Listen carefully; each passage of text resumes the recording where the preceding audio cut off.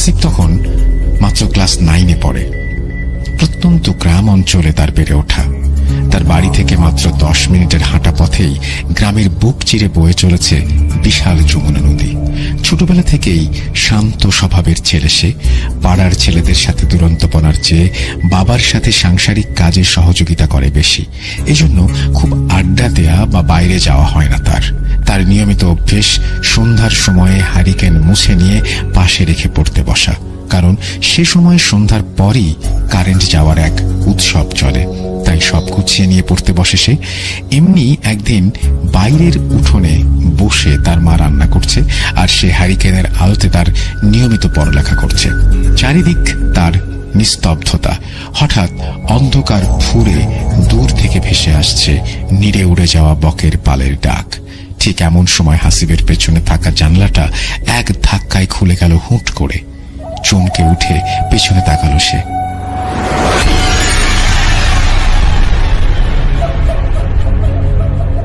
জানালার কাঠের পাল্লা দুটো তখনও ক্যাঁচ ক্যাঁচ করে দুলছে। জানালার পর্দাগুলো একদম স্থির, বাইরে কোথাও বাতাসের লেশ মাত্র নেই।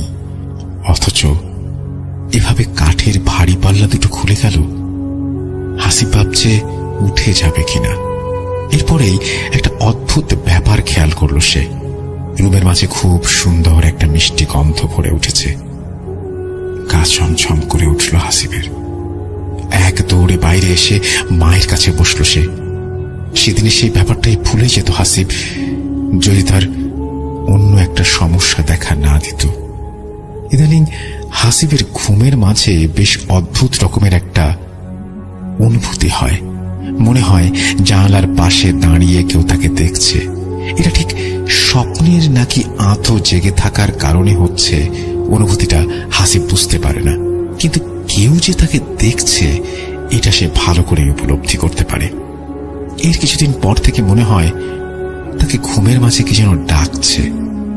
জানালার পাশ থেকে ভেসে আসছে ক্ষীণ একটা মেয়েলি কণ্ঠ। কি মধুর সেই ডাক! হাসিব, হাসিব, হ্যাঁ হাসিব, বাইরে এসো। হাসিব, হাসিব, এই হাসিব, বাইরে এসো। এরপরে আর কোনো কথা নেই। অন্ধকার থেকে এই ডাক ভেসে আসে, আবার অন্ধকারেই মিলিয়ে যায়। প্রায় 3 দিন পরে গভীর রাতে হঠাৎ হাসিব তার কাঁধে একটা শক্ত হাতের ঝটকানি অনুভব করে। ধর্মড়িয়ে পিছনে তাকিয়ে দেখে তার বাবা দাঁড়িয়ে আছে কাঁধে হাত দিয়ে, আর হাসিব নিজে দাঁড়িয়ে আছে তাদের উঠোন পেরিয়ে মেঠো পথের ঠিক মাঝে। হাসিব কিছুটা অপ্রস্তুত হয়ে যায় এমন পরিবেশের কারণে। তার বাবা তাকে প্রশ্ন করে, তুমি এত রাতে এখানে কি করছো? আমি বাইরে বের হয়েছিলাম, দেখি উঠোনের সামনে কেউ দাঁড়িয়ে। আমি কত ডাকলাম কে, কিন্তু কোনো উত্তর নেই। কাছে এসে দেখলাম তুমি। তোমাকে ডাকলাম, তাও কোনো উত্তর নেই। সামনে এক দৃষ্টিতে তাকিয়ে কি যেন দেখছো।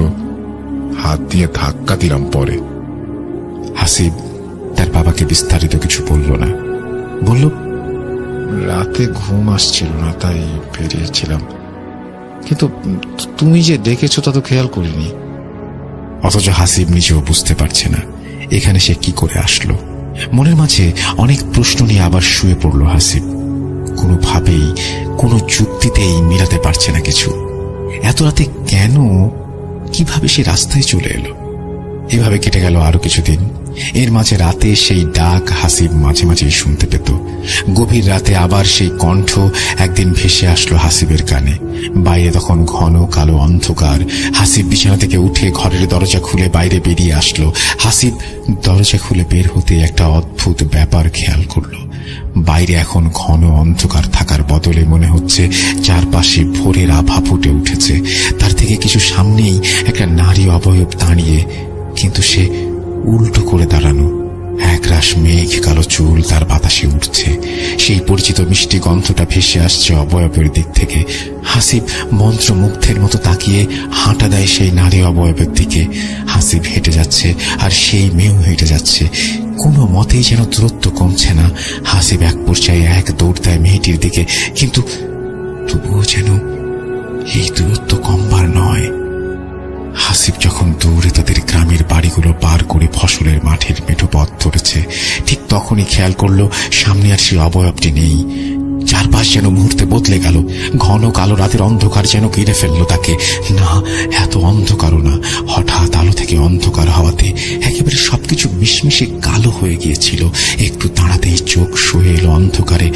আবছা সব দেখা যাচ্ছে ক্ষীণ একটা আভায়। দূর থেকে ঘোলা হয়ে কাছে গেলে তা স্পষ্ট দেখা যাচ্ছে।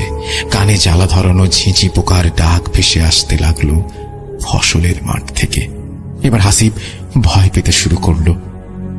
এত গভীর রাতে বাড়ি থেকে এত দূরে কি করে? সে তো বিছানায় শুয়ে ঘুমাচ্ছিল। ঘোর ভাঙতেই তার অবয়বের ডাকের কথা মনে পড়ল। গ্রামে বলে, নিশীথে ডাকিলে বাইরে যেতে নেই। ভয়ে ভয়ে বাড়ির দিকে হাঁটা দেয় হাসিব। ফসলের জমির পাশের মেঠোপথ থেকে গ্রামের বড় মেঠোপথে উঠেই হাসিব দেখে দূরে একটা সাদা কিছু পড়ে আছে। রাস্তায় যে দিকটায় এমন সাদা কিছু দেখা যাচ্ছে, সেখানে এক পাশে বিশাল ফসলের ক্ষেত আর অন্য পাশে ছোট দুইটা মজা ডোবা, আর সেই ডোবার পাশে সারি সারি কলা গাছ। হাসিব ভাবল, রাতের আলো আধারে কলা গাছ এমন ভাবে প্রায়শই দেখা যায় গ্রামের পথে। এমন অনেক আগেও হয়েছে। ভয় পেয়ে কাছে গিয়ে দেখেছে কলা গাছ পড়ে আছে রাস্তায়। তার মাঝে আছে একটা ভয় ঢুকেছে ভেতরে। সুতরাং এটা স্বাভাবিক।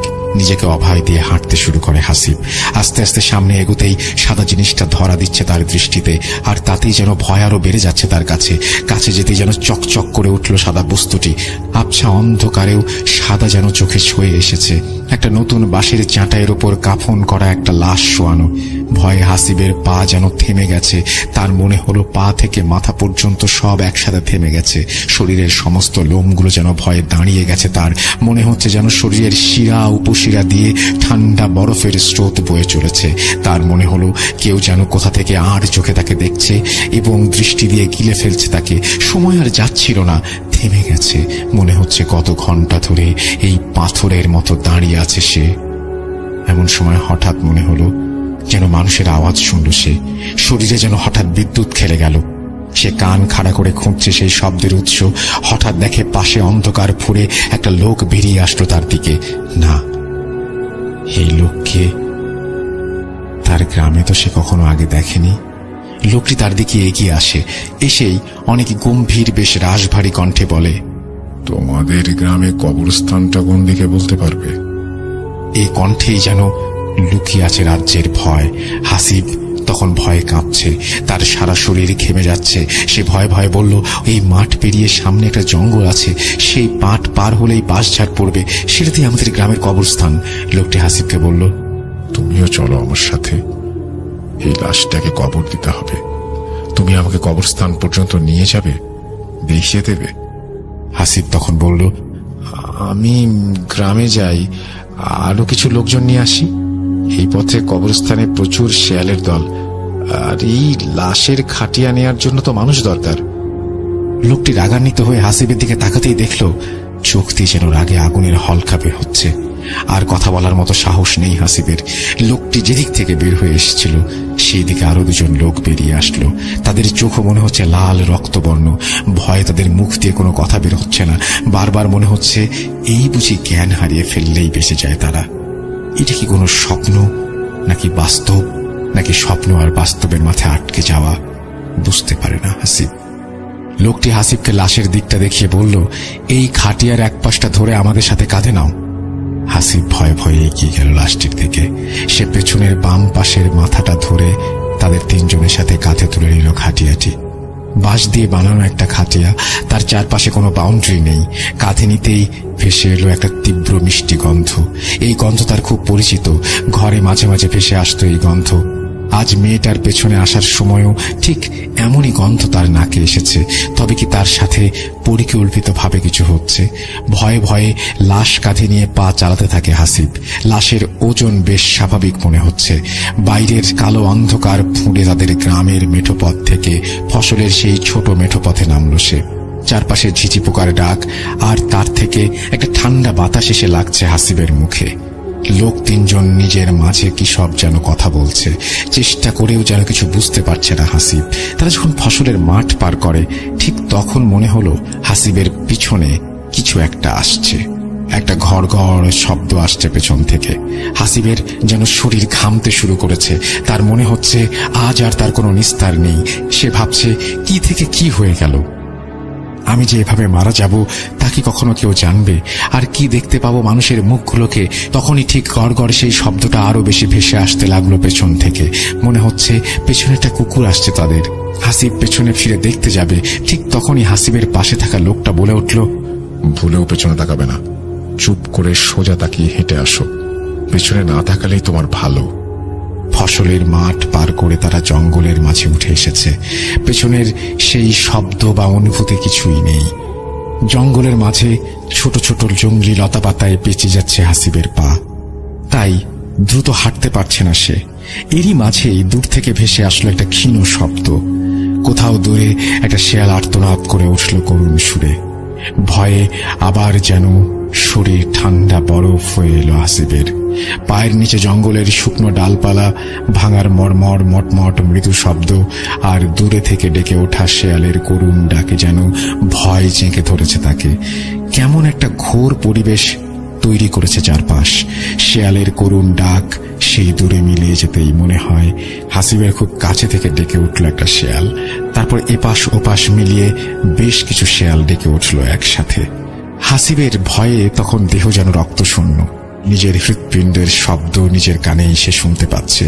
সামনে থেকে একজন লোক বলে উঠল, ভয় পেও না, আশেপাশে আমাদের লোক আছে, তোমার কিছুই হবে না, লাশ দাফন করা হয়ে গেলে তুমি চলে যাবে।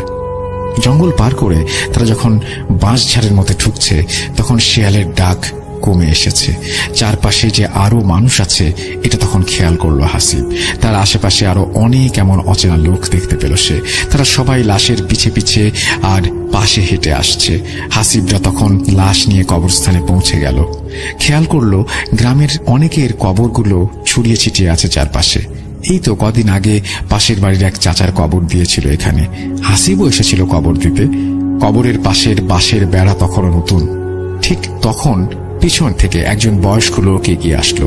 লাশের খাটিয়াটা এনে মাটিতে রাখতেই সেই লোক হাসিবের দিকে এগিয়ে এসে বলল, তুমি আমাদের একটা কবর খুঁড়ে দাও। ভয়ে ভয়ে হাসিব জানালো জীবনে সে কোনোদিন কবর খোঁড়েনি, জানেও না কিভাবে খুঁড়তে হয়। লোকটি তাকে অভয় দিয়ে বলল, আমাদের দুজন লোক তোমাদের সাথে কাজ করবে। লোকটার কথার মাঝে কোনো রাগ নেই, কেমন একটা সুন্দর কোমলতার ছাপ আছে কথায়। তার গ্রামে এমন অদ্ভুত এত ভালো লোক সে আগে কখনো দেখেনি। ভয় কিছুটা কেটে গেল তার। পাশে একটা কোদাল আর খন্তা রাখা। হাসিব সহ আরো দুজন কবর খোঁড়ার কাজে লেগে গেল।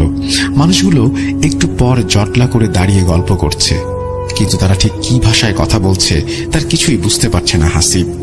কেমন একটা অস্পষ্ট লাগছে তার কাছে। সাথে থাকা দুজনের মুখেও কোনো কথা নেই। তারা এক মনে কাজ করে যাচ্ছে হাসিবের সাথে। কবর খোঁড়া শেষ। সেই বৃদ্ধ লোকটা এগিয়ে আসলো কবরের দিকে। তারপর হাসিবকে ওপরে উঠতে বলল কবর থেকে। হাসিব উঠে আসলে দূরে একটা পানির পাত্র দেখিয়ে বলল, ওখানে যে নামাজের জন্য উঁচু করে নাও, জানাজা করতে হবে এখন। হাসিব পানির পাত্রের কাছে গিয়ে দেখল অনেক পুরনো একটা পিতলের বদনা, কিন্তু তা ব্যবহারের কারণে বেশ চকচক করছে।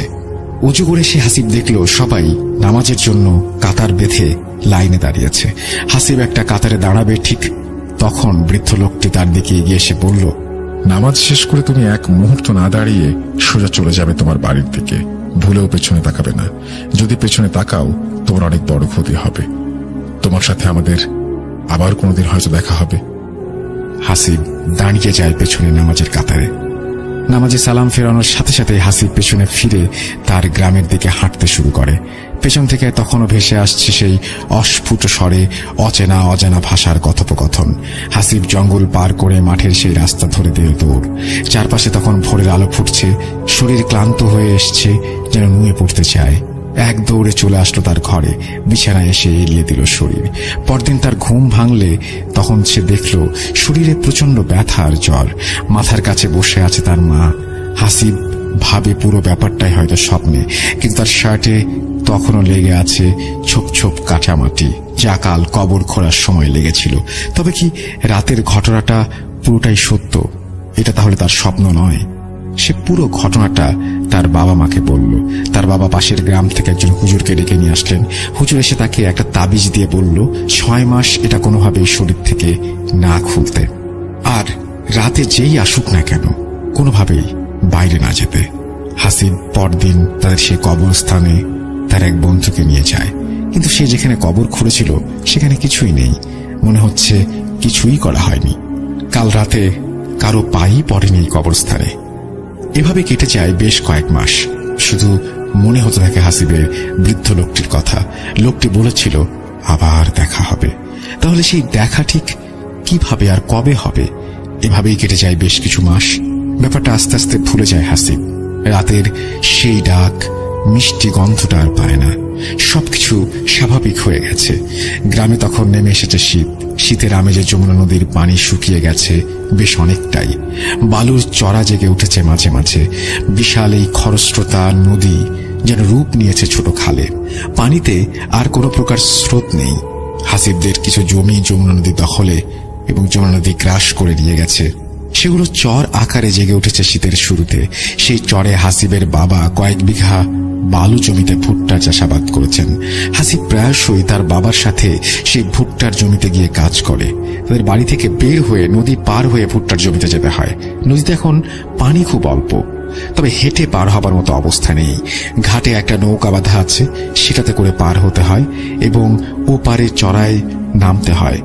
আর এই খালের মতো হয়ে যাওয়া নদী দিয়ে 5 মিনিট দক্ষিণ দিকে নৌকা চালালে মেইন যে নদী সেখানে যাওয়া যায়। সেই নদীতে পানি বেশ ভালোই, আর স্রোতের টানও আছে মোটামুটি। রাতের খাবার খেতে বসে হাসিবের বাবা হাসিবকে জানায় কাল ভোরে নদী পার হয়ে ভুট্টার জমিতে যেতে হবে। ভোর থেকেই ভুট্টার জমিতে পানি দিতে হবে মেশিন দিয়ে। একদম দেরি করা যাবে না। একে তো বালি মাটি, তার উপরে অনেক জমি। দেরি করলে পানি নিতে পারবো না। এদিকে অনেকের জমি আছে, একবার কেউ পানি নেওয়া শুরু করলে সময় অনেক নষ্ট হবে। কিন্তু হাসিবের বাবার ঠান্ডা লেগে জ্বর এসেছে, তাই তিনি ছেলেকে বললেন তুই কাল খুব ভোরে আলো ফোটার সাথে সাথে বের হয়ে যাবি। ঘাটে আমাদের নৌকা বাঁধা আছে, সেই নৌকাতে করে পার হয়ে যাবি। যার মেশিন তাকে বলা আছে তুই ভোরবেলায় আসবি, এটা সে জানে। হাসিব বাবাকে হ্যাঁ সূচক মাথা নেড়ে ভাত খেতে থাকে। বাবা বলে তুই ভোরে গিয়ে পানি দেওয়া শুরু কর, একটু বেলা হলে তারপরে আমি যাব, ততক্ষণে তুই পানি দিবি। অনেকটাই অবশ্য পানি দেওয়া হয়ে যাবে ততক্ষণে। হাসিব মুখে মুখে হ্যাঁ বলে এবং সেদিন রাতে সে তাড়াতাড়ি শুয়ে পড়ে। হাসিবের ভোরে ঘুম ভাঙে এবং জানালার পাশে থাকা একটা গাছের ডালে বসা পাখির কিচিরমিচির শব্দে তার ঘুমটা ভেঙেছিল। ঘুম থেকে উঠে ভোরের আভা ফুটতে শুরু করেছে চারপাশে। অন্ধকারাচ্ছন্ন ভাবটি তখনও কাটেনি। কুয়াশা পড়েছে, আশেপাশে মাত্র কয়েক হাতের বেশি জায়গা দেখা যাচ্ছে না, অর্থাৎ ভিজিবিলিটি অনেক কমে গেছে। বাইরে অসম্ভব ঠান্ডা। হাসিব হাত মুখে পানি দিয়ে বেরিয়ে যায় বাড়ি থেকে। শীতের এই ভোরে গ্রামের প্রায় সবাই ঘুমিয়ে থাকে। আশেপাশের কুয়াশার আড়ালে থাকা গাছ থেকে মাঝে মাঝে ভেসে আসে পাখির ডাক আর তাদের ডানা ঝাপটানোর শব্দ। গ্রামের মেঠোপথ শেষ করে হাসিব তখন নদীর ঘাটে এসে দাঁড়ালো। যখন নদীর ঘাটে এসে দাঁড়ালো তখন আশেপাশে কোনো মানুষের চিহ্ন নেই। আস্তে আস্তে নেমে গেল নৌকার দিকে। নদী এলাকায় ছোট থেকে বেড়ে ওঠা, তাই নৌকা চালানো বেশ ভালোই শিখেছিল হাসিব। এইসব ঘাটে সাধারণত মাঝি থাকে না। গ্রামের প্রায় অনেকেরই নিজস্ব নৌকা আছে। হাসিব হেঁটে ঘাটে নামে এবং নৌকা বাঁধার জায়গায় নেমে আসে, কিন্তু তাদের নৌকা বাঁধা নেই। কুয়াশায় ভালো দেখাও যাচ্ছে না কিছু। হাসিব একটু সামনের দিকে এগিয়ে যায়। এগোতে দেখে তাদের নৌকা। মনে করে ঘাটে জায়গা ছিল না বলে বাবা হয়তো এখানে বেঁধে রেখে গেছেন। হাসিব নৌকাটা একটা ধাক্কা দিয়ে লাফ দিয়ে নৌকায় উঠে বসে। বইটা হাতে নিয়ে পাড়ের বালিতে ঠেকিয়ে সামনের দিকে এগিয়ে যায়। কি যে কুয়াশা পড়েছে আজ, কিছুই দেখা যাচ্ছে না সামনে। নৌকার এ মাথায় বসে নৌকার ও মাথা ঠিক করে দেখা যায় না। আবছা ধোয়াটে একটা ভাব ঘিরে ধরেছে তাকে। নৌকা সোজা চালিয়ে নদীটা পার হতে 4 থেকে 5 মিনিটের মতো লাগে। হাসিব খেয়াল করলো নদীর পানির ওপরে কুয়াশাগুলো কত সুন্দর করে কুণ্ডুলি পাকিয়ে যাচ্ছে। মনে হচ্ছে পানিগুলোকে বারবার ছুঁয়ে দিয়ে যাচ্ছে তারা। শীতকাল মানেই নদীর পানিতে কুয়াশার এক অপরূপ সৌন্দর্য। এসব খেয়াল করতে করতে নৌকার মাথার সামনের জায়গাটা কিছু একটার সাথে ধাক্কা খেয়ে আটকে গেল। হাসিবের মনে হলো নদী পার হয়ে সে ওপারে চলে এসেছে। সে বইটা হাতে নিয়ে নৌকার গোলয়ের ওপরে রাখে ও মাথার দিকে চলে যায়। মাথায় গিয়ে নৌকা থেকে নামতে যাবে, ঠিক তখনই সে খেয়াল করলো আরে এটা তো তাদেরই ঘাট। মাত্রই তো এখান থেকে নৌকাটা নিয়ে এসে সে ওপারের জন্য যাবে বলে প্রস্তুতি নিল, চালাতে শুরু করলো, তাহলে আবার ঘাটে আসলো কি করে? একটু চিন্তার ভাঁজ পড়ল তার কপালে।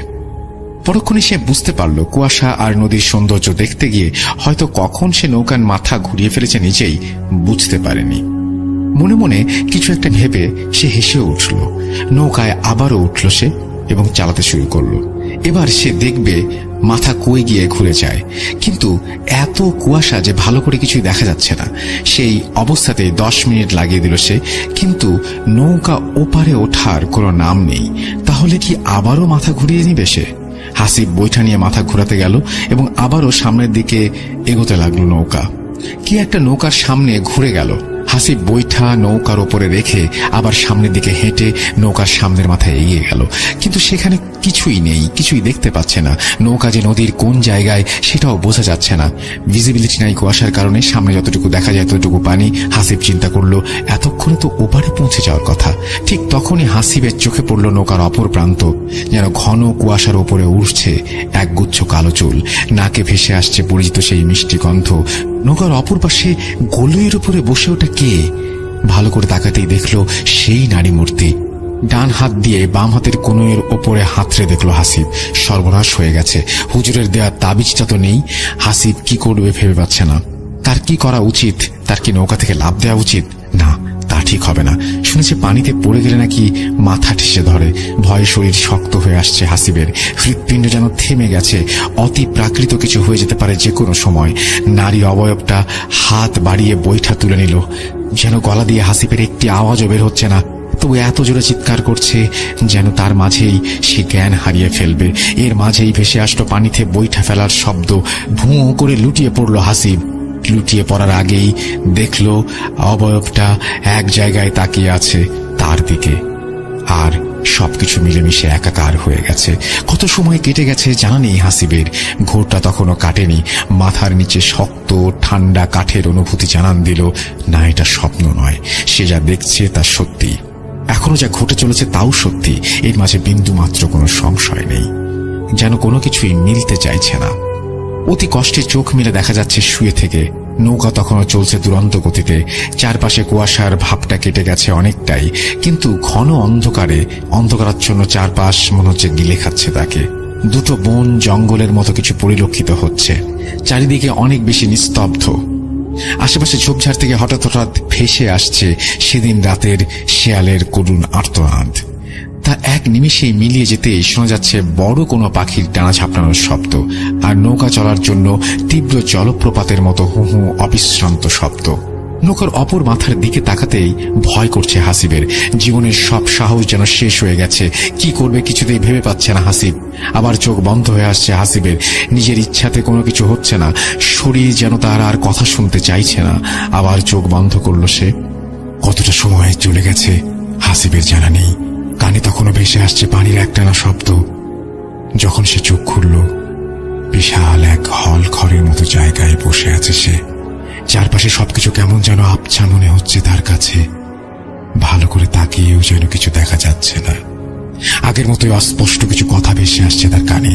সামনে পাশে মনে হচ্ছে কেমন একটা কুয়াশার আস্তরণ ভেসে আছে। ঘরের খোলা একটা পরিবেশ। হাসিব উঠতে চায়, কিন্তু শরীর তাতে সায় দেয় না।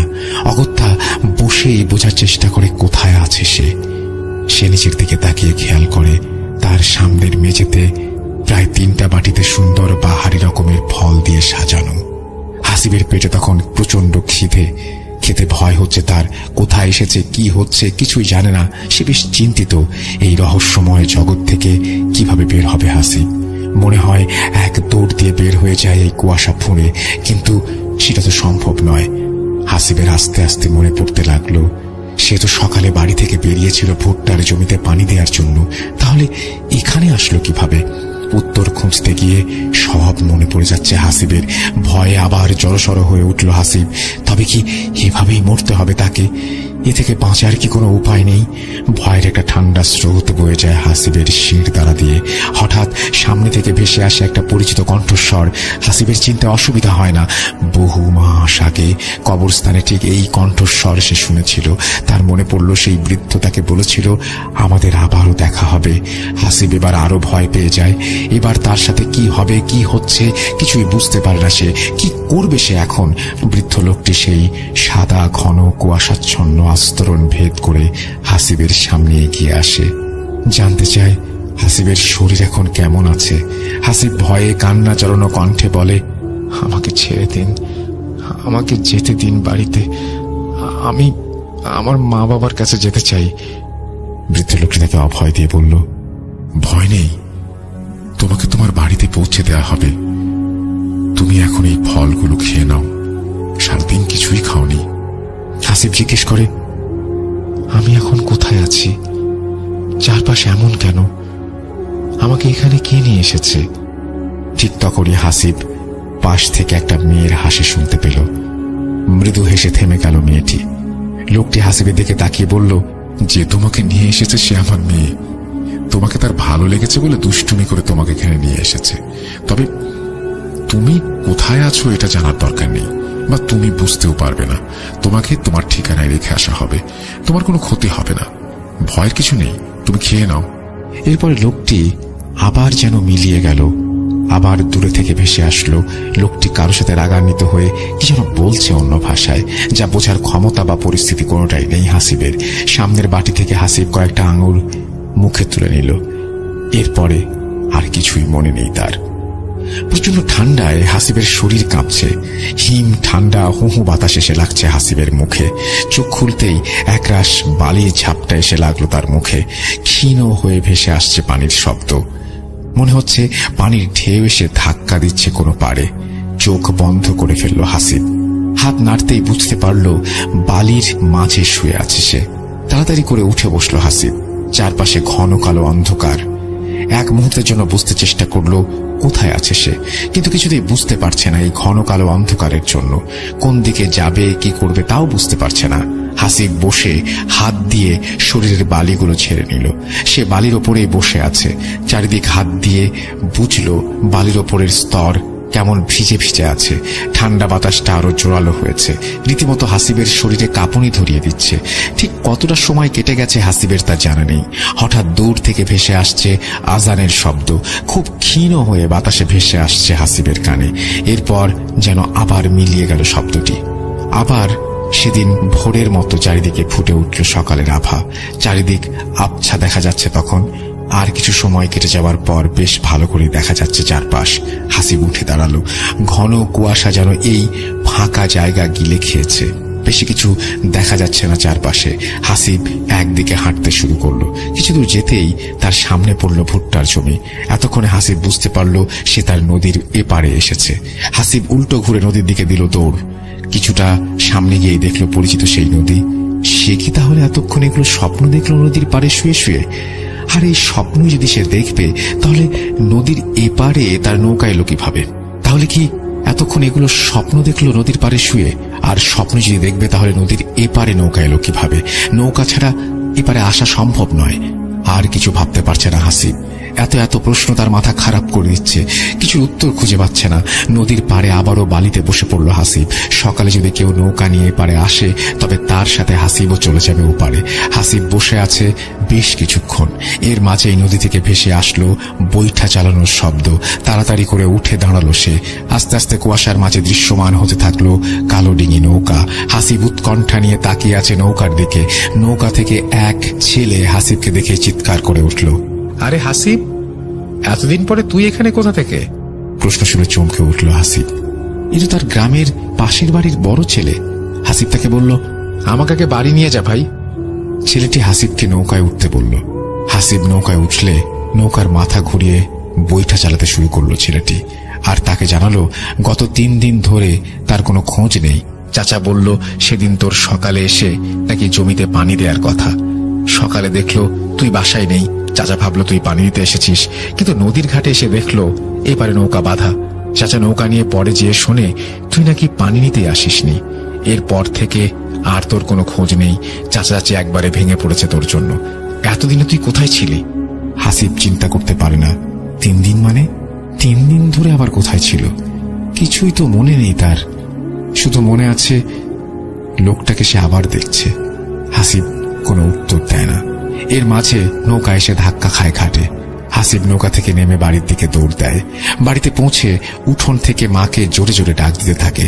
হাসিবের মা বাবা দৌড়ে বের হয়ে আসে। আশেপাশের বাড়ির অনেকেই বের হয়ে আসে।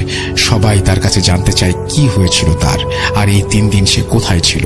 হাসিব কিছুই বলতে পারে না তাদের। সে নিজেও বিশ্বাস করতে পারছে না সে 3 দিন হলো নির্দেশ ছিল।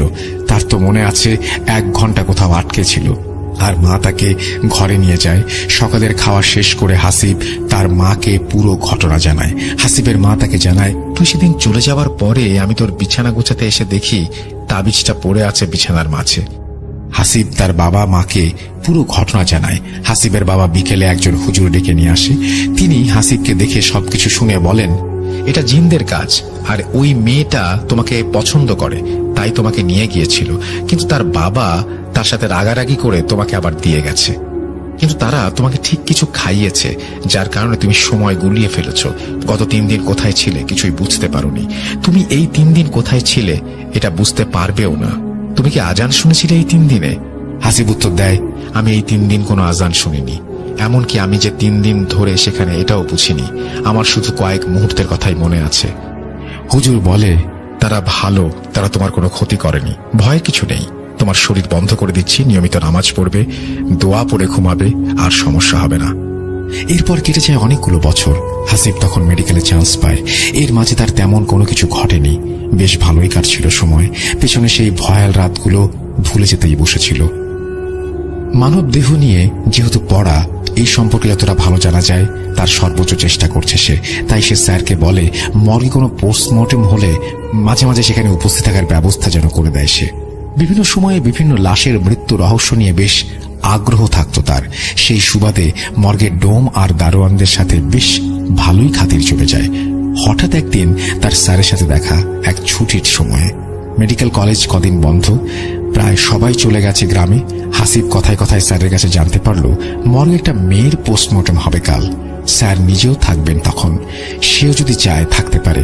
হাসিব কিছু না ভেবেই সানন্দে রাজি হয়ে গেল। সারাদিন কাজ থাকবে, তাই রাত 9টার দিকে পোস্টমর্টেম শুরু হবে বলে হাসিবকে জানিয়ে দিল।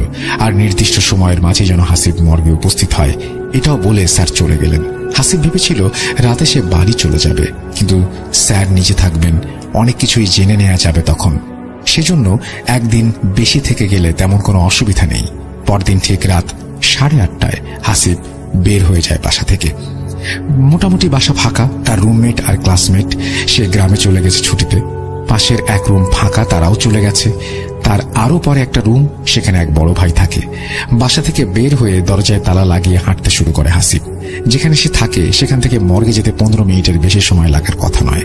হাসিব আলো আধারিতে ল্যাম্পপোস্টের আলোয় হাঁটছে আর ভাবছে মর্গগুলো সবসময় নির্জন জায়গায় হয় কেন? এটাও তো হাসপাতালের একটা অংশ, কিন্তু তারপরে একটু দূরে জঙ্গলে ঘেরা জায়গাগুলোই কেন বেছে নেওয়া হয় মর্গের জন্য? মনে হয় ভুতুরে পরিবেশের পূর্ণ রূপ দিতেই এই ব্যবস্থা। মনে মনে হেসে হাসিব মর্গের কাছে চলে যায়। মর্গ থেকে বেশ খানিকটা সামনে একটা ল্যাম্পপোস্টের পাশে 2 হাত লম্বা একটা লাঠি হাতে চেয়ারে বসে আছে মর্গের দারোয়ান। হাসিবকে দেখে সে বসা থেকে উঠে দাঁড়ায়। কি মামা, আজ আবার কোনো কাটাছেড়া আছে নাকি? হাসিব হেসে তার দিকে এগিয়ে গিয়ে বলে, কাটাছেড়া ঠিক না, কাটা সেলাইয়ের কাজ আছে বলে হেসে ওঠে দুজন। হাসিব জিজ্ঞেস করে, ডোম আর স্যার এসেছে নাকি? দারোয়ান জানায়, এখনো কেউ আসেনি, আর আজ যে পোস্টমর্টম হবে সেটাও সে জানে না। তবে হাসিবের কথা শুনে সে জানায় একটা মেয়ের লাশ এসেছে গতকাল। মনে হয় কিছু দিয়ে ঝলসে দেয়া হয়েছে তার চেহারাটা।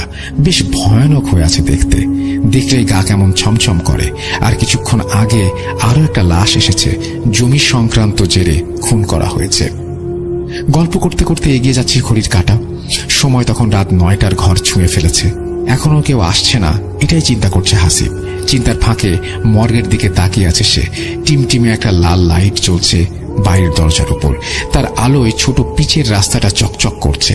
আশেপাশে কিছু ছোট ছোট বড় গুলমলতার ঝোপ রয়েছে, আর সেখান থেকেই থেমে থেমে ভেসে আসছে ঝিঝি পোকার ডাক। হাসিব কি মনে করে এগিয়ে যায় মর্গের দিকে। পেছন থেকে দারোয়ান বলে ওঠে, এই মামা, ওদিকে কই যান? কেউ তো নেই ওখানে। হাসিব পেছনে না তাকিয়ে বলে, সমস্যা নাই, ডোম্বা স্যার আসলে তুমি পাঠিয়ে দিও, আমি একটু ঘুরে আসি মর্গের পাশ থেকে। আর কিছু বলল না দারোয়ান। হাসিব মর্গের দিকে এগিয়ে যাচ্ছে আর নিজেই নিজের সাহস দেখে অবাক হচ্ছে। এই অন্ধকার রাতে এক রুমে বন্দি দুটা লাশের দিকে এগিয়ে যাচ্ছে সে, অথচ নিজের মাঝে কোনো ভয়ের অনুভূতিই নেই। হাসিব মর্গের সামনে গিয়ে দাঁড়ায়। চারপাশে ঘন অন্ধকার, একটা লাল লাইট যতটা পারে আলোকিত করছে সামনের অংশ। মর্গের এখানে দাঁড়িয়ে দারোয়ানের দিকে তাকিয়ে সে দেখে লাঠির ওপরে ভর দিয়ে সে ঝিমুচ্ছে। দরজায় তালা লাগানো নেই, বাইরের দিক থেকে হ্যাজবোল আটকে দেয়া। হাসিবের একবার মনে হলো সে মর্গের ভেতরে ঢুকে যায়। একা একা মর্গের ভেতরে যাওয়ার অভিজ্ঞতা কেমন এটা দেখার লোভ সামলাতে পারছে না সে। হাত বাড়িয়ে খুলে ফেলল ঘরের দরজা। ঘরের মাঝে যেন আবারও ঘন কালো গুমট অন্ধকার, সেই সাথে মাংস পচা একটা আষ্টে গন্ধ তার নাকে এসে লাগছে। হাত বাড়িয়ে দরজার পাশে সুইচে চাপ দিল হাসিব। মুহূর্তেই ঘরের মাঝের সব অন্ধকার মিলিয়ে গেল। হাসিবের সামনে দৃশ্যমান হয়ে উঠল স্ট্রেচারে রাখা সাদা কাপড়ে দুটো লাশ। একটা লাশের উপরে সাদা কাপড়ে ছোপ ছোপ রক্তের দাগ, আর একটি লাশের কাপড়ে কেমন কালচে দাগ জায়গায় জায়গায়। রুমটা বেশ ভালোই বড় ছিল। রুমের মাঝে ওপর থেকে ঝুলতে থাকা রড লাইটটা একটু যেন বাতাসে দুলছে। রুমের এক কোণে রাখা কালচে দাগের কাপড়ে ঢাকা সেই লাশটি, আর রক্তের দাগ লাগা কাপড় দিয়েই ঢাকা সেই লাশ রাখা আছে লাইটের নিচের দিকে। রুমের মাঝ বরাবর হাসিব এগিয়ে গেল মাঝে রাখা লাশটির দিকে। ওপর থেকে সাদা কাপড়টা সরাতেই দেখল চোখ খুলে নিথর পড়ে আছে 40 বছরের এক লোক। তার চোখ খোলা, এবং চোখ খোলা দেখে এক মুহূর্তে ভয় পেয়ে যায় হাসিব। মনে হয় এক দৃষ্টিতে সে তাকিয়ে আছে তার দিকে। তাড়াতাড়ি করে মুখটা ঢেকে দেয় হাসিব। এবার কোনায় থাকা লাশটির দিকে এগিয়ে যায়। লাশটার কাছে এগোতে একটা পচা গন্ধ নাকে এসে লাগে। হাসিব কাছে যে কাফনের কাপড়টা সরাতেই চমকে উঠল। মুখের চেহারা কিছুই ঠিক বোঝা যাচ্ছে না। চোখ দুটো মনে হচ্ছে ভেতরে ঢুকে গেছে, চোখের জায়গায় বড় গর্তের মতো। এত ভয়ানক লাশ সে আগে কখনো দেখেনি। এবার সে ভয় পেতে শুরু করে। কোন সাহসে এখানে একা একা এসেছিল সেটা এখন ভাবতেও পারছে না, মাথা কাজ করছে না তার। সে তাড়াতাড়ি করে কোনো মতে লাশের ওপরের কাপড়টা ফেলে দিয়ে যেই পেছনে ঘুরেছে, ঠিক তখনই একটা শব্দ। রুমের ভেতরে জ্বলতে থাকা বাল্বটি ভেঙে চুরমার হয়ে মেঝেতে পড়ে যায়। এক নিমিষের মাঝেই অন্ধকার নেমে আসে। চারিদিক গুমট অন্ধকার, তার সাথে পাল্লা দিয়ে বাড়ছে মৃতদেহের পচা গলা গন্ধ। হাসিবের স্পষ্ট মনে আছে সে রুমের দরজা খুলে ভেতরে এসেছিল। রুমে অন্ধকার হলেও বাইরে দরজার ওপরে আলো রুমে আসার কথা, আর দরজা দিয়ে বাইরের ল্যাম্পপোস্টের আলো দেখতে পাওয়ার কথা। কিন্তু না, কোথায় সেই দরজা? এই যে নিশ্চিত্র অন্ধকার। হাসিবের মনে হচ্ছে এক কবরের মাঝে সে, কোথাও কোনো আলো নেই। হাসিব কি করবে বুঝতে পারছে না। শরীর ঘেমে গোসল হয়ে যাচ্ছে তার। মনে মনে দরজার অনুমান করে সামনের দিকে এগিয়ে যায় হাসিব। কয়েক পা এগিয়ে আসতেই ভয়ে তার 2 পা জড়িয়ে যায়। রুমের সাথে থাকা স্ট্রেচারের ওপরে থাকা সেই লাশের ওপরে পড়ে যায় সে। হাতের নিচে ঠান্ডা শরীরের একটা অনুভব ভয়ের শেষ পর্যায়ে নিয়ে যায় তাকে। তাড়াতাড়ি উঠতে যাবে, ঠিক তখনই মনে হলো, আরে লাশটা তো নড়ে উঠল হাতের নিচটায়। হাসিবের শির দ্বারা একটা ভয়ের স্রোত বেয়ে যায়। লাশের মতো তার শরীরও ঠান্ডায় জমে গেছে মনে হচ্ছে। সে গলা ফাটিয়ে চিৎকার করার ব্যর্থ চেষ্টা করলো কয়েকবার। সে দৌড়ে চলে আসলো দরজার দিকে। এসেই দেয়ালের সাথে একটা ধাক্কা খেল। রুমের মাঝে তখনও একরাশ অন্ধকার। হঠাৎ রুমের মাঝে সকল নীরবতা ভেঙে খুটখাট শব্দ শুরু হলো। সাথেই ধপ করে কিছু একটা মেঝেতে পড়ার শব্দ ভেসে আসলো ঘরের কোণা থেকে। হাসিবের মনে হয় আজ আর তার নিস্তার নেই।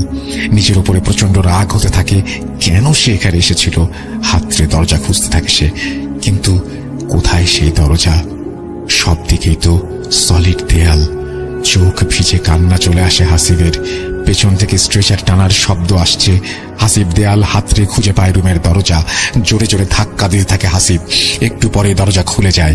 রুমের বাইরে দাঁড়িয়ে আছে সেই দারোয়ান। হাসিব যেন তাকে দেখেই জড়িয়ে ধরে কান্নায় ভেঙে পড়ল। তার শরীর এখনো কাঁপছে থরথর করে। দারোয়ান হাতে থাকা লাইটটা রুমের দিকে মারতেই তারা দেখে রুমের মাঝে থেকে ছেলের লাশের ওপরে থাকা সাদা কাপড়টা নিচে পড়ে আছে, আর রুমের কোনায় থাকা মেয়ের লাশটা উপুর হয়ে পড়ে আছে মেঝেতে। লাশ এমন এলোমেলো হয়ে আছে কেন তা বুঝতে পারে না কেউ। মেয়েটির লাশই বা কি করে মেঝেতে পড়ল তারও কোনো উত্তর নেই তাদের কাছে। হাসিব আর কিছুই বলতে পারে না। দারোয়ান তাকে ধরে নিয়ে আসে বাইরে আলোতে। দারোয়ান তাকে একটি চেয়ারে এনে বসিয়ে দেয়। পানি খেয়ে যেন আবারও প্রাণ ফিরে পায় হাসিব। হাতে থাকা বোতল এক চুমুকে প্রায় অর্ধেকটা পানি খেয়ে শেষ করে। তারপর সে দারোয়ানের দিকে তাকায়। দারোয়ান তাকে জিজ্ঞেস করে, মামা, কি হয়েছিল আপনার? আমি এখানে বসে একটু ঝিমুনি ধরে গিয়েছিল, তারপরেই কানে আসতে লাগলো দরজায় ধুপধাপ শব্দ। আমিও তো প্রথমে ভয় পেয়ে গিয়েছিলাম, কি যে হলো। পরে মনে হলো আপনি তো গিয়েছিলেন ওদিকে, তাই দৌড়ে চলে গেলাম। হাসিব দারোয়ানকে পুরো ঘটনা বলল, কিন্তু দারোয়ান জানালো রুমের দরজা তো খোলাই ছিল, শুধু ভেজানো ছিল। হাসিব বলল, আমি তো কোনো আলোই দেখতে পাচ্ছিলাম না। দরজা খুলতে চেষ্টা করলাম, কিন্তু কিছুতে খুলতে পারছিলাম না। দারোয়ান তাকে জানালো, আজ স্যার আসতে পারবেন না, তাই পোস্টমর্টম হবে না। আমাকে একটু আগে ওয়ার্ড বয় এসে বলে গেল, আর সেটা আপনাকে জানানোর জন্যই গিয়ে দেখি এত সব কাহিনী। একটু ধাতস্থ হয়ে হাসিব উঠে আবার বাসার দিকে হাঁটা দিল।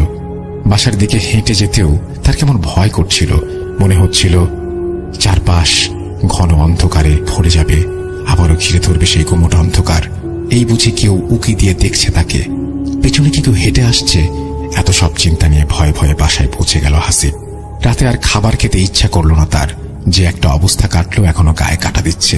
বিছানা এলিয়ে দিল শরীর। এমনিতে একদম অন্ধকার ঘর ছাড়া ঘুমোতে পারে না হাসিব, কিন্তু আজ তার সাহস হলো না ঘর অন্ধকার করতে। মনে হলো অন্ধকার করলে আবার বুঝি কিছু একটা হবে, কিছু একটা ঘটে যাবে তার সাথে। রুমে থাকা হালকা নীল কালারের একটা ডিম লাইট অন করে দিল সে। হালকা নীল আলোতে চারপাশ কেমন মায়াবী লাগছে। সব প্রশ্নগুলো মাথায় ঘুরছে, উত্তর খোঁজার চেষ্টা করছে হাসিব, কিন্তু কিছুতেই হিসাব মিলছে না। কি থেকে কি হলো সঠিক কোনো কিছুরই উত্তর দাঁড় করাতে পারছে না। মানুষ যখন কোনো জিনিসের উত্তর খুঁজে না পায় তখন তার সাথে থাকা ভয়টি আরো বেশি জেগে ধরে। হাসিবের ক্ষেত্রেও তার ব্যতিক্রম নয়। একসময় মস্তিষ্ক ক্লান্ত হয়ে ঘুমের দেশে পাড়ি জমায় হাসিব। রাত তখন কটা হবে জানা নেই। চারিদিকে নিস্তব্ধতা। ঘরে থাকা ঘড়ির কাঁটার টিকটিক শব্দটা শুধু হালকা হালকা কানে ভেসে আসছে। হঠাৎ সে বুকের ওপরে প্রচন্ড চাপ অনুভব করল। মনে হচ্ছে তার বুকের ওপরে কিছু একটা চেপে বসে আছে।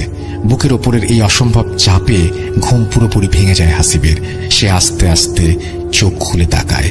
ঘরের ভেতরে হালকা নীল আলোতে চোখ খুলে হাসিব যা দেখে তা দেখে তার শরীরের রক্ত হিম হয়ে যায়। তার বুকের ওপরে চেপে বসে আছে একটা নারীর অবয়ব। ভালো করে তাকাতেই দেখে সেই সাদা কাফনের কাপড়। একটা মাংস পচা গন্ধে পুরো ঘর ভরে গেছে। একরাশ চুল উঠছে বাতাসে। ভয়ে এবার ঘামতে শুরু করে হাসিব। আবার সে চলে যায় একটা ঘোরের মাঝে। সে কি আসলে বাস্তবে এটা দেখছে, নাকি এটা কোনো স্বপ্ন? আজও তার শরীর সায় দিচ্ছে না তার সাথে। অনেক চেষ্টা করেও হাত পা কিছুতেই নাড়াতে পারছে না হাসিব।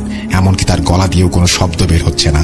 হাসিব নিজের সব শক্তি দিয়ে চিৎকার করার চেষ্টা করলো, কিন্তু গলা দিয়ে গোঙানির মতো আওয়াজও বের করতে পারল না। আর তখনই মেয়েটি তার দিকে তাকায়, হাসিবের দিকে এগিয়ে আসে। কি ভয়ানক সেই মুখ! মুখের কিছু জায়গায় মাংস যেন খসে পড়ছে, চামড়া ঝুলে গেছে অনেক জায়গায়। চোখ দুটো যেন অন্তহীন গর্ত, যেন কেউ কোঠর থেকে বের করে নিয়ে এসেছে চোখ দুটিকে। লাশ কাটা ঘরের স্ট্রেচারে শুয়ে থাকা সেই মেয়েটি যেন চেপে আছে তার বুকের ওপর। মেয়েটি ভাবলেশীন ভাবে তাকিয়ে দুইটা হাত উঁচু করে এগিয়ে দেয় হাসিবের গলার দিকে। হাতের চামড়া দেখে এতটাই ফ্যাকাশে মনে হচ্ছিল, নীল আলোতেও মনে হচ্ছিল তার শরীরে কোনো রক্ত অবশিষ্ট নেই। হঠাৎ হাত দুটি এসে চেপে ধরে হাসিবের গলা। হাসিব প্রাণপণে হাত দুটো দিয়ে চেপে ধরে মেয়েটির হাত। জোরে চিৎকার করে বাঁচার আপ্রাণ চেষ্টা করতে থাকে। তার মনে হচ্ছে সে এবার মারা যাচ্ছে। চোখ দুটি বন্ধ হয়ে আসবে হাসিবের। চোখের পাতা মিলিয়ে যাওয়ার আগে হাসিব দেখে মেয়েটি এখনো চেপে বসে আছে তার বুকে, আর তার গলা চেপে ধরে আছে। বুকের উপরে প্রচন্ড ব্যথা অনুভব করে হাসিব। সকালে তার ঘুম ভাঙল পাশের রুমে থাকা বড় ভাইয়ের ডাকে। বিছানায় উঠে বসে হাসিব আর ভাবতে থাকে রাতে কি হয়ে গেল তার সাথে। সে কি আসলেই স্বপ্ন দেখছে, নাকি সত্যি রাতে মর্গের সেই মেয়েটি এসেছিল? আর চিন্তা করতে পারছে না হাসিব। বিছানা থেকে উঠতে গিয়ে বুকের ওপরে প্রচন্ড একটা ব্যথা অনুভব করে। বুকের মাঝে ধক করে ওঠে। তবে কি? বাথরুমে থাকা আয়নার সামনে যেতেই দেখে গলায় লাল রক্ত জমাট বেঁধে আছে। মনে হচ্ছে কয়েকটি আঙুলের দাগ বসে আছে গলায়। ভয়ে কুঁকড়ে যায় হাসিব। এর মানে রাতের ঘটনা মিথ্যা বা স্বপ্ন নয়। রাতে সে যা দেখেছে তা পুরোটাই সত্যি। আর এক মুহূর্ত এখানে নয়, ব্যাগ গুছিয়ে বেরিয়ে পড়ে হাসিব। বাড়ি ফিরে আর কাউকে জানানোর সাহস হয় না ব্যাপারটা। যদিও তার মা তার গলায় এমন দাগ দেখে প্রশ্ন করে, সে অ্যালার্জি বলে উড়িয়ে দেয়। ছুটি শেষ করে এসে হাসিব সেই বাসা ছেড়ে দিয়ে নতুন বাসায় ওঠে। এরপরে আর তেমন কোনো সমস্যা হয়নি বা ঘটেনি। তার সাথে অনেক আগে থেকে ঘটে যাওয়া সেই ঘটনার সাথে এই ঘটনার কোনো যোগসূত্র আছে কিনা তাও এখনো বুঝতে পারে না হাসিব। সেই রাতে কেনই বা এমন কিছু ঘটেছিল তার সাথে, এর কোনো সঠিক ব্যাখ্যাও সে দাঁড় করাতে পারে না। মেয়েটি কি তাকে কিছু বলতে চেয়েছিল? বলতেই যদি চাইবে, তবে এমন করে বুকের উপরে গলা চেপে ধরে বসেছিল কেন? কিসের রাগ ছিল তার উপর? এমন অনেক প্রশ্ন আজও আছে অন্ধকারে। এর সঠিক উত্তর আজও মেলানোর চেষ্টা করছে হাসিব। হাসিব এখনো ভয়ে থাকে আবার কবে তার জীবনে নেমে আসে এমন ঘন কালো অন্ধকারের রাত, এমন কালো অন্ধকারের ঘোর। আবারও হয়তো কোনো এক রাতে ভাবলেশহীন বিভৎস ফ্যাকাশে মুখ নিয়ে সেই মেয়ে অবয়ব চেপে ধরতে পারে তার গলা।